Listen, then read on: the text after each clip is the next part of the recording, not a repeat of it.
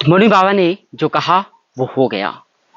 बहुत पहले हम आए थे मुनि बाबा की कुटिया में और मुनि बाबा से हमें आशीर्वाद तो मिलता ही रहा है, लेकिन संत समाज की सेवा करना भी अपने आप में एक बहुत बड़ी बात होती है। तो इसलिए मुनि बाबा की अपनी एक इच्छा थी, उस इच्छा को पूरा करने में हमको समय ज़रूर लगा, लेकिन जब आए तो वास्तव में ये समय भी कहीं ना कहीं परमात्मा के द्वारा निर्धारित कर किया हुआ समय था।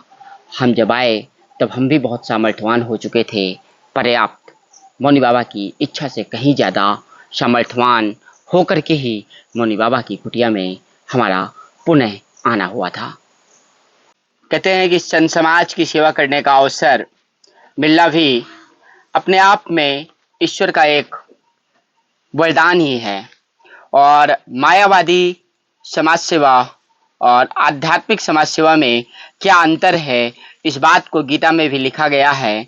जो इस्कॉन की गीता है उस पर स्वामी श्री प्रभुपाद ने लिखा था कि मायावादी समाज सेवी भौतिक समाज संसार में समाज सेवा करना और धर्म के द्वारा समाज सेवा करना, आध्यात्म के द्वारा समाज सेवा करने में एक बहुत बड़ा फर्क है।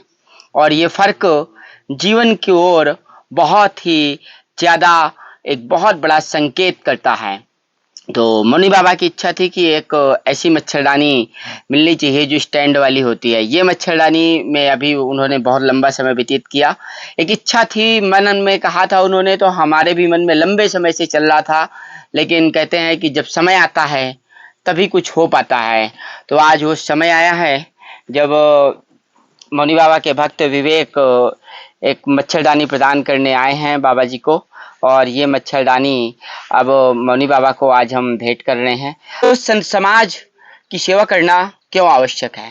कहते हैं कि गीता में लिखा है कि धर्म और साहित्य और ज्ञान, इसकी रक्षा करना संसार के लोगों का कर्तव्य है। जैसे ज्ञान प्रदान करने वाले लोग जो समाज के कल्याण के लिए लगे रहते हैं, वो धन नहीं कमा पाते हैं, वो अर्थ का अर्जन नहीं कर पाते हैं।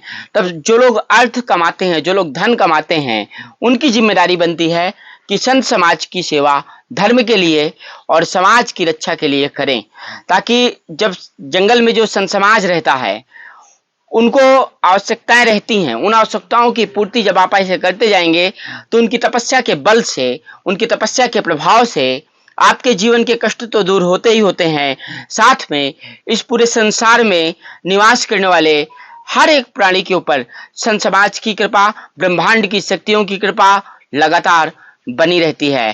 तो इसलिए साहित्य हो या संत हो या कोई लेखक हो, ऐसे किसी भी प्रकार के लोग जो समाज को कुछ ज्ञान के द्वारा दे रहे हैं, ऐसे लोगों की सेवा प्रत्येक व्यक्ति को करना चाहिए जो ज़्यादा से ज़्यादा धन कमाता है। और इसलिए ही महाराज जी कहते भी हैं कि कमाई का 10% दान करना चाहिए।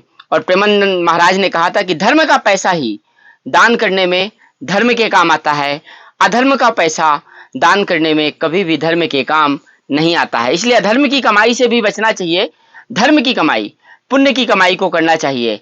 ये हर एक संत समाज का कहना है।